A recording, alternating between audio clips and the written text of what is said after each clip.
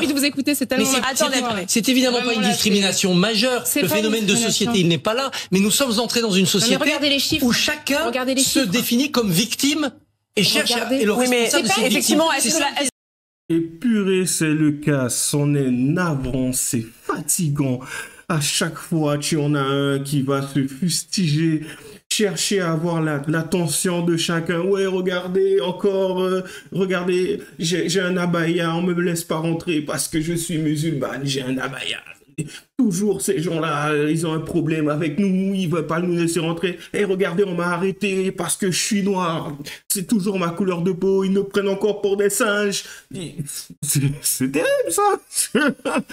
Et purée, en fait, le problème dans tout ça, c'est de voir certains qui accordent par moment une forme d'intérêt, tu vois. C'est oui, il faut reconnaître qu'en fait, ils en souffrent. Ils en souffrent. Et en fait, il faudrait faire en sorte de leur faciliter la tâche et mettre en place des lois qui forceraient une personne qui détient une société, un immeuble, hein, tu vois, dans un immeuble, et qu'en fin de compte, si cette personne ne souhaite pas recevoir, prendre, on va dire, prendre quelqu'un pour un taf, sous prétexte qu'il a un abaya, du coup, ça serait considéré comme une forme de discrimination. Donc le mec, même chez lui, même dans son business, il est obligé de t'accepter sous prétexte que on veut pas te faire souffrir, tu vois. Donc on prend en compte ta souffrance. Je pars du principe que je suis coupable et du coup comme je suis coupable, je te donne exactement ce que tu veux. Du coup, est-ce que tu veux du miel accompagné de tout cela, un petit cappuccino pour que tu puisses bien te réveiller le matin? Si tu veux, je te laisse 1 heure pour pouvoir t'acclimater et tout, pour que lorsque les choses se passent bien, lorsque tu te sentes bien, tu puisses commencer à travailler pour moi, s'il te plaît. Si tu veux, je pousse un peu à 2 heures, mais après, tu sais, ça risque d'être compliqué, on a besoin de faire de l'argent. Petite mise en forme aujourd'hui, j'en ai déjà parlé, j'aime pas en parler parce que j'ai l'impression que c'est une perte de temps, mais voilà, petite vidéo, on parlera du racisme, Rokhaya Diallo, les propos qu'elle a tenus sur, je crois que c'est BFM TV, et puis bien sûr, un débat qu'il y a eu, que j'ai trouvé plutôt intéressant, même très pertinent, sur le crayon, c'est tout récent, le dernier débat qui est sorti tourne autour du racisme concrètement, enfin, on va pas se mentir, enfin, même si on s'écarte un peu sur certaines choses, mais en somme, ça touche surtout au racisme et à la victimisation aussi. Et surtout, c'est pas ce que j'ai retenu, mais en tout cas, moi, c'est la façon dont je perçois les choses. Donc, voilà, chacun sa perception de la situation. Allez, on va gérer ça tout de suite.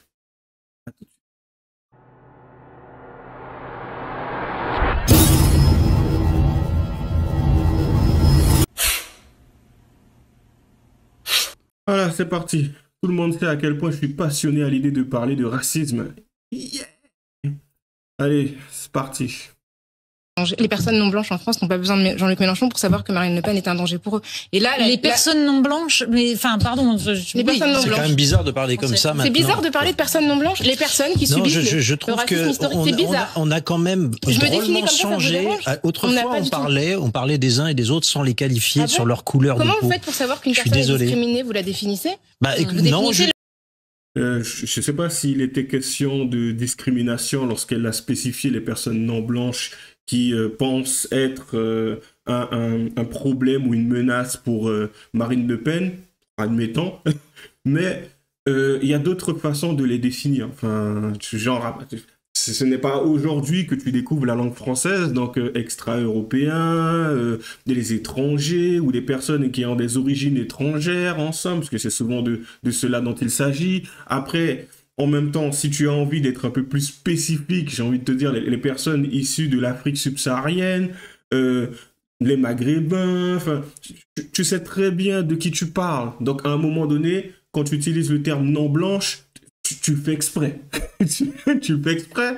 Donc, voilà. Après, moi, perso, ça me dérange pas. Ça me dérange pas le fait qu'elle utilise cela, parce que ça montre aussi un aspect de son trauma. Oui, j'ai parlé de trauma. Pourquoi? Parce qu'en fin de compte, c'est psychologique. Ça a une atteinte psychologique. C'est une forme de souffrance que certaines personnes ont vécu. Hein, je ne connais pas son passif. Je sais pas par quoi elle est passée, je sais pas si en fin de compte elle est issue d'une guerre qu'il y avait dans sa ville, dans son pays, peu importe, et qu'en fin de compte elle est venue ici, voire même ses parents sont venus ici pour faire en sorte qu'elle ne puisse pas subir ce genre de choses. Peut-être aussi qu'elle parle de l'histoire et de la colonisation, peu importe, mais en fin de compte la réalité c'est que aujourd'hui, vu l'âge qu'elle doit avoir, je ne pense pas qu'elle ait clairement connu l'esclavage. Après, peut-être que ça a été le cas, admettons. Mais est-ce que en parler presque systématiquement, enfin c'est juste en parler et avoir besoin de, je dirais même pas responsabiliser, mais faire en sorte que les personnes blanches, on va parler de personnes blanches, se sentent coupables, est-ce qu'en fin de compte, ça va ramener un aspect positif? Est-ce que ça va faire changer la vision de certains? Est-ce que certains verront le noir, tout simplement, comme un être supérieur ou un être du même rang que les autres couleurs de peau, enfin, ou tout simplement que les personnes blanches? Je ne pense pas. Parce qu'en fait, à partir du moment où on acquiert une souffrance de par ce qui nous est arrivé, de par notre histoire, de par notre passif, ben, c'est une souffrance. À partir du moment où cette souffrance, elle est ancrée, elle s'exprime, et elle s'exprime de différentes manières. Et il est là le problème. C'est que, de ce que je peux constater, je comprends plus ou moins enfin, quel est son combat, le but étant de faire sortir le noir de sa condition et faire en sorte que les personnes qui voient le noir, et même de façon inconsciente pour elles, ont une forme de racisme, c'est de faire en sorte justement que tout cela change, tout cela évolue et que tout cela, de la façon dont c'est aujourd'hui, disparaisse. Je peux le comprendre, mais est-ce que la méthode est de ramener systématiquement chaque situation à la couleur de peau? Je ne pense pas. Tu sais, le meilleur moyen pour faire oublier à quelqu'un une situation dramatique, admettons, aujourd'hui, tu veux faire en sorte de montrer ou de faire en sorte que tout le monde puisse accepter l'idée qu'une personne n'est pas inférieure, c'est quand même de mettre en avant d'autres aspects qui démontreront que cette personne ne l'est pas. Pourquoi avoir besoin de mentionner une forme d'infériorité ou voire même une forme de supériorité pour montrer aux gens qu'ils sont au même niveau? Non, mais en avant des critères. Mais en avant des critères qui s'aligneraient justement aux critères des autres et qui feraient en sorte que ces personnes-là changent progressivement et intérieurement de point de vue, de vision des choses. C'est pas en matraquant la personne avec ouais, les blancs, noirs, blanc, blanc, noir, noir, blanc, blanc, que ça va changer quelque chose. Après bon, c'est un point de vue. Qui sait, peut-être que moi j'ai tort et peut-être qu'elle a raison et peut-être que sa méthode fonctionnera. Admettons. Je suis désolé, je pense que la compétence, je pense que les qualités individuelles ne sont pas liées à la couleur de peau et ça me gêne d'entendre parler de racisé, ça me met mal à l'aise tout ça, la racialité, tout ça. Est-ce que les discriminations existent?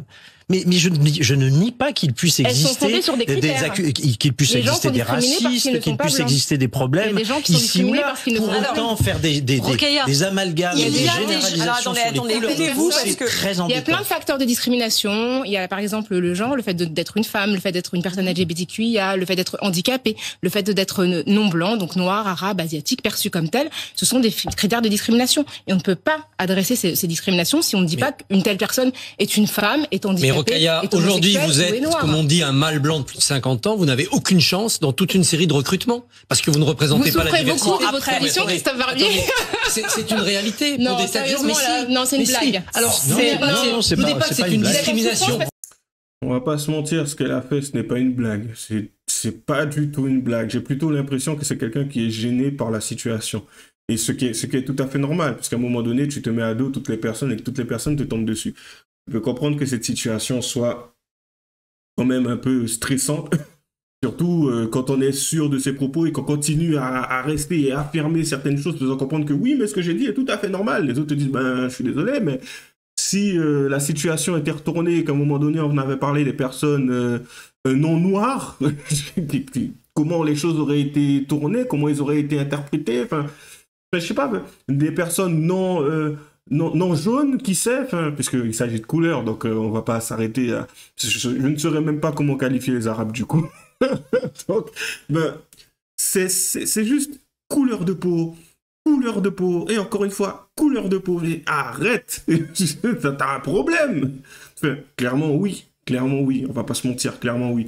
Mais pourquoi avoir besoin de ramener cela systématiquement sur la table? On aurait dit quelqu'un qui est une victime et qui attend des autres qu'elle soit reconnue comme une victime pour qu'il puisse justement changer et réadapter son comportement et faire en sorte que, quand je dis son comportement, leur comportement, et faire en sorte que leur attitude soit à la convenance de la victime parce qu'elle a souffert. Et elle souhaite que sa souffrance soit reconnue, admise. Et grandis, bon. J'ai envie de dire ça. Grandissez, grandis, passe à autre chose. Aujourd'hui, tu as d'autres problèmes. Tu as la possibilité, ne serait-ce que en France, d'atteindre certains rangs, certains stades. Tu peux même monter ton entreprise. Tu peux faire des choses malgré le fait qu'on a un système. Parce que j'ai envie de te dire, les impôts, lorsqu'ils viennent, ils récupèrent ce qu'ils ont à récupérer sur chaque individu, particulier ou professionnel. Ils font pas de différence entre la couleur de peau, mon gars. C'est la seule façon, justement, à la rigueur, d'essayer de gruger, c'est de trouver différentes formes de niches fiscales. C'est tout. Et ça, c'est pareil, que tu sois noir ou que tu sois blanc, à partir du moment où tu en as trouvé une, elle ne fera pas de distinction. Donc, en fin de compte, on peut y arriver. Même si on n'a pas tous commencé à la même échelle, ce n'est pas comme si aujourd'hui on n'y avait pas accès. Tu as Internet, tu n'as plus besoin de livres, tu as Internet, tu as d'ordinateur. Je suis parti loin là. Allez, on continue. Est-ce que vous êtes pas sûr qu'on puisse comparer? Bien sûr, c'est évidemment pas une discrimination. Soyez sérieux. C'est évidemment pas une discrimination majeure. J'ai envie de vous écouter, c'est tellement. C'est évidemment pas une discrimination majeure. Le phénomène de société, il n'est pas là. Mais nous sommes entrés dans une société où chacun se définit comme victime. Et cherche et le responsable de ces effectivement, est-ce que la comparaison tient vraiment Christophe Barbier par rapport à d'autres discriminations? Historiquement, évidemment non. Mais dans le ressenti des gens, vous avez des gens qui vous disent ça et qui en tirent un comportement électoral. C'est là où nous avons construit une France depuis 10 ans, où ce débat de société est en train de dresser les uns contre les autres. Un dernier mot de Natacha Polony là-dessus, après on avance parce qu'on prend du retard. Ce qui me gêne, moi, c'est qu'on aille expliquer à un ouvrier, en effet, de plus de 50 ans, qui a été mis au chômage par la désindustrialisation, qu'il fait partie des dominants et que il fait partie de cette discrimination systémique qui frapperait les autres. Voilà, c'est ça qui me gêne. Les événements actuels nous montrent par exemple que même quand on est ouvrier, on peut participer à des agressions contre une femme parce qu'on est un homme. Donc je pense que c'est pas parce qu'on est ouvrier qu'on souffre économiquement qu'on n'est pas dans certaines situations. On peut participer à des agressions quel que soit le genre. C'est-à-dire c'est quand même statistiquement plutôt les hommes. Nous sommes d'accord, Rokhaya, mais il y a autant de perversité chez les uns et chez les autres. C'est hélas unanimement. Petit rappel de la situation, j'aime bien en parler puisque tu as beaucoup de femmes qui s'accrochent à la situation actuelle, bien que dramatique et bien que factuelle. Mais il y a aussi d'autres choses qui sont factuelles, qui montrent qu'on a une forme on a une forme de noirceur, tu vois, que ça soit les hommes ou les femmes. On a 96 ou 98%, mais ça serait quand même pas mal que je donne les sources de ces statistiques. Mais bon, je vais les donner de cette façon. 96 à 98%, s'il me semble, peut-être même moins, aux alentours des hommes qui violent. Il va falloir que je coupe ces parties-là. Et 80% des femmes qui commettent des infanticides. Donc voilà, c'est qu'en fait, c'est à se demander aujourd'hui si la femme avait une plus grande force physique que l'homme, est-ce qu'en fin de compte, les rôles ne seraient pas échangés, sachant que, certains ne seront pas d'accord avec la suite de mes propos, mais sachant que la femme est émotionnellement beaucoup plus instable. Je me pose la question. D'une certaine manière, la force physique des hommes les protège. Mais bon, le problème, c'est qu'aujourd'hui... 96 à 98% des hommes, donc on peut constater aussi une forme d'instabilité. Mais après, à quoi c'est dû, d'où cela provient, ça, comme on le dit assez souvent, un homme qui sait se contenir dans la société, ça passe. Comparé à la femme, c'est différent. Pourquoi? Quand tu prends les deux, tu prends un homme qui devient totalement instable, je suis désolé, mais lui, il va commettre énormément de drames, tu vois. Pour ce qui est de la femme, ça va bien se passer. C'est mal, c'est mauvais, c'est triste, mais ça va aller, tu vois. Elle va venir, elle va te taper, te donner des petits coups de poing, te donner des petites claques, enfin voilà, quoi. On ne parle pas d'une femme qui allait prendre des cours de judo ou X, et quand bien même. Mais pour ce qui est d'un homme, quand bien même ce mec n'a pas pris de cours, je peux t'assurer que s'il décide de s'y mettre, ça va être compliqué. Ça va être très compliqué. Bon, enfin, c'est pour ça qu'en soi, un homme est beaucoup plus dangereux qu'une femme. Donc du coup, faudrait en somme beaucoup plus s'en méfier. Mais la réalité est que, chose que l'on peut constater au quotidien, une femme a tendance à exploser beaucoup plus facilement. Juste que lorsqu'elle explose, en général, les dégâts, même tout ce qui est dégâts collatéraux ne sont pas aussi importants qu'un homme qui exploserait, tu vois, elle est là la différence. Donc après, je sais que certaines ne seront pas spécialement d'accord avec moi, je ne sais même pas pourquoi je suis venu à parler de ça, en fait si je le sais, mais bon. Mais du coup, voilà, pour ce qui est des violeurs, en plus avec l'affaire Mazon qui est en train de se dérouler en ce moment, mais bon. Allez, on poursuit. C'est ce que j'ai dit. J'ai parlé juste de la condition ouvrière et du fait que ça n'enlevait pas la domination patriarcale. Vous êtes ouvrier, mais vous êtes potentiellement... Vous êtes vraiment une pourriture. Enfin, c'est pas du tout ça. J'ai dit que parmi les personnes qui ont été... Là, vous déformez mon propos. J'ai dit que parmi les personnes qui sont aujourd'hui sur le banc des accusés, il y a aussi des ouvriers. Et donc que leurs conditions ouvrières ne les empêchent pas de pouvoir dominer une femme en la vie. Non, mais je veux dire, c'est quelque chose de même que une personne de couleur noire, homme ou femme, il y en a parmi les accusés, se comporter mal, être... Ce sont le fait des hommes. Je veux dire, à un moment donné, on va pas nier le patriarcat. Des hommes, mais quelle que soit leur couleur de peau, on le voit bien. Mais bien sûr, dans les 50 accusés, il y a des noirs, des arabes, des non-blancs et des blancs, même si le nouveau jeune. Ce sont des hommes. Là-dessus, vous êtes d'accord, on va avancer. Les personnes non-blancs. À qui est associé les non-blancs si elle a parlé des noirs et des arabes, en fin de compte? Les autres. Donc, du coup, les autres, c'est... Or... mine de rien, il y a une forme de hiérarchisation dans sa vision des choses, de la façon dont elle l'a évoquée. Parce qu'en fin de compte, ça donne l'impression que le blanc, bon, elle est au-dessus, donc c'est la raison de son combat, on dirait, littéralement, et que les noirs et les arabes sont en dessous, et qui seraient à la rigueur au même niveau, et que les autres, ce sont les autres. Du coup, ils sont encore plus en dessous. Après, c'est mon interprétation, je précise, hein, c'est pas la sienne. Mais c'est vraiment ce qu'elle me renvoie, en fait. Parce que moi, au début, je pensais qu'elle parlait des non-blancs et qu'en fait, les non-blancs étaient associés aux personnes qui ne sont pas blanches, donc tous les autres. Mais elle a parlé du coup, de qui on parle, en fait, contre les Asiatiques. Je sais pas, en même temps, hein, le discours, les termes qu'elle utilise, la façon dont elle a décidé d'utiliser le vocabulaire, littéralement, enfin, ça montre aussi une vision, enfin, qui pour moi est un peu étriquée et un peu cantonnée à quelque chose. Je ne nie pas le fait qu'elle en ait souffert. Il y a une souffrance en dessous de tout ça. De la même manière que je pourrais m'exprimer aussi des personnes autour du plateau qui semblent mal à l'aise avec l'utilisation de ce terme. Tu vois, enfin, ce qu'elle en fait de ce terme. Donc en soi, moi, bon...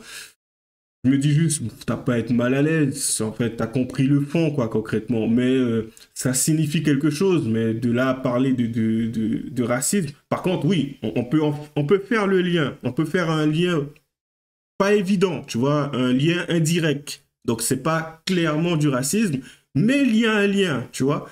De la même manière que les gens qui semblent être mal à l'aise avec cette idée, on renvoie aussi cette vision que eux-mêmes... Puisque chose que j'ai déjà vécue, j'en avais déjà parlé, mais je vais brièvement en parler pour pouvoir clôturer, je me suis retrouvé dans un taf où il y a certaines personnes qui m'ont demandé « Est-ce que tu préfères qu'on t'appelle noir ou qu'on t'appelle black ?» Je m'en fous. Tu m'appelles noir, black par mon prénom, comme tu veux. Je m'en fous. Mais voilà, quoi. Si tu as besoin de m'interpeller, tu m'interpelles, tu me dis ce qu'il y a. Je m'en fous, quoi. J'ai pas grandi dans cela, en fait. J'ai grandi avec ma grand-mère n'avait pas le temps de me parler de oui, tu sais, les noirs, ils ont non, rien à cirer, tu vois. Moi, pendant les grandes vacances, on me balançait des dictées, ma tante aussi y a contribué, tu vois, donc c'était le matin et l'après-midi, j'avais le droit de jouer. Du coup, c'est comme ça que ça s'est passé pour moi. Certains, voilà, et du coup, c'était français. Le créole, c'était parlé, mais lorsque elles étaient joyeuses, contentes, satisfaites, qu'à un moment donné, ils avaient entendu, reçu une bonne nouvelle. Voilà, quoi, ça commence à parler créole. Et aussi, l'envers de la médaille, c'est lorsqu'elles étaient en colère, agacées, agressives sur le moment, on va savoir pourquoi. Enfin, du coup, ça partait en freestyle, mais en créole. Mais sinon, français, français, français. Ce qui fait peut-être qu'aujourd'hui, j'arrive à m'exprimer à peu près correctement. Donc ça va. Du coup, je le vois, en fait. C'est... Clairement, on n'a pas eu la même enfance. On n'a pas rencontré les mêmes situations. Bon, je pense que si, quand même. Je suis noir, donc... les personnes qui m'arrêtent et tout, qui me posent des questions, qui me trouvent bizarre, ça je l'ai eu. Mais le fait est que ça s'est toujours bien terminé. Tu sais, le scénario n'a jamais eu de fin palpitante, intéressante, course-poursuite, le mec, ouais, parce qu'en fait je suis suspect, j'ai la tête d'un suspect. Non, dès que je commence à m'exprimer, ça a généré des situations comme le mec qui m'arrête en voiture, qui me demande mes papiers, je lui sors ma carte d'identité, je lui dis d'attendre, que je vais lui donner la carte grise, il me dit, ouais, mais non, c'est bon, tenez, vous pouvez y aller. Moi qui le regarde, et tu m'as cassé dans mon délire, mec. Et ça, je l'ai déjà expliqué. Donc, c'est des situations comme ça, j'en ai eu plein. Pour moi, c'était la plus loufoque, en fait. J'ai rigolé un peu par la suite, en fait. Parce que sur le coup, même moi, je me suis senti offusqué parce qu'il m'a cassé dans mon délire. Je suis là, je vais faire le citoyen correct, je te donne le tout. Et au moment où je le récupère, non, c'est bon, tu peux y aller. Tu corresponds pas au type d'individu que l'on attendait. Et ça, dès que je commence à parler, tu vois le truc? Dès que je commence à m'exprimer, et ça, c'est partout. J'ai déjà vu des personnes avec un regard un peu réticent, même pour ce qui est de la gestuelle. Mais lorsque je commence à m'exprimer, détendu, relax. Ah oui, vous êtes d'où? Déjà, il y a ça qui vient, un peu pour savoir de... Ah, là-bas, ça se passe comme ça. Je me dis, en soi, d'une certaine manière, je véhicule une bonne image, une belle image de l'endroit d'où je viens. Donc, c'est pas mal, tu vois, c'est pas mal. Mais t'imagines le mec qui vient, wesh, wesh. Tu prends sa carte d'identité, Ah, là-bas, c'est chaud. Hein. Ok, donc à chaque fois que je tomberai sur ce type d'individu, je saurai à quoi m'attendre, plus ou moins. Je ne dis pas que vous êtes tous pareils, mais en soi, je dirais que tu es un bon exemple. Donc, si tu es comme ça, il doit y en avoir pas mal des comme toi. Et sachant qu'en plus, en Guyane, il y a quand même des choses dramatiques, hein, que ça soit pour l'insécurité, que ça soit pour l'attitude de certaines personnes. On en connaît des histoires. Mais, quand tu as quelqu'un qui montre une autre image, une image qui ne semble pas être sauvage dans l'attitude, là, ça donne envie à la personne d'en savoir plus, d'en découvrir. Et je me dis qu'en soi, c'est plus intéressant de véhiculer cette image-là que l'image de quelqu'un qui... Il m'a arrêté parce que je suis noir et je pars en freestyle. Mais pourquoi? Pourquoi c'est toujours nous? C'est bon, quoi, les gars. C'est bon, quoi. C'est bon, vas-y. Dépasse cette souffrance, dépasse cette victimisation, commence à t'intéresser un peu à certaines choses, évolue. Émancipe-toi justement de tout ce bagage. Tu es au courant de l'histoire, tu la connais, mais aujourd'hui, tu ne la vis pas.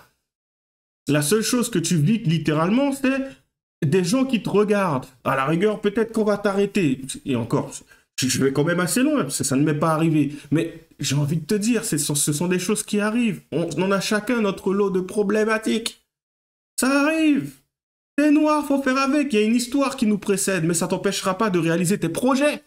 Si à chaque fois tu te cantonnes à ce qu'il t'arrive et tu t'arrêtes dessus, ben à un moment donné, tu n'évolues plus. Et en fin de compte, c'est ce qui te met des bâtons dans les roues. Tu n'avances pas, tu es à chaque fois cantonné à une histoire de couleur de peau, mais c'est parce que toi, tu y accordes de l'intérêt. Enfin, c'est mon point de vue, bien sûr. Allez, comme d'habitude, lâchez les j'aime pas, les commentaires. Les liens seront dans la description. Le lien, du coup. Hein. Bonne chance à nous. À la prochaine.